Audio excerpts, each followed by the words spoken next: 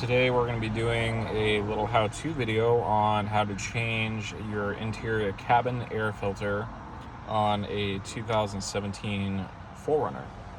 Really easy. I'll give you a quick little tutorial and we'll do it up. So this is the air filter that I'm using. Got it off of Amazon. It was a special. It's an EP Auto CP285. Never used them before. It was a good deal. Said hell with it, why not? So all you have to do, open up the glove box. I've removed all my stuff to protect my personal identity. You're gonna see right there is the door for it. Gonna undo that, drops the door. Then should be able to pop this cartridge right out. And right there, that's the holder for it.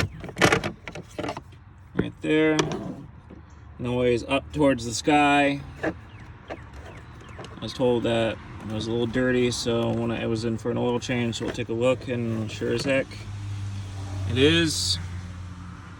So we'll take that, and we'll get rid of it. And I'll be right back and get the new one out. All right, so I took it out of the box. This is the new one. Just a basic run-of-the-mill filter. Again, airflow up. So we're gonna put that in just like that. I'm gonna take it out of the wrapper here. It's always fun doing this one-handed. And I'm gonna pop that in. Just like that. And grab the access door here.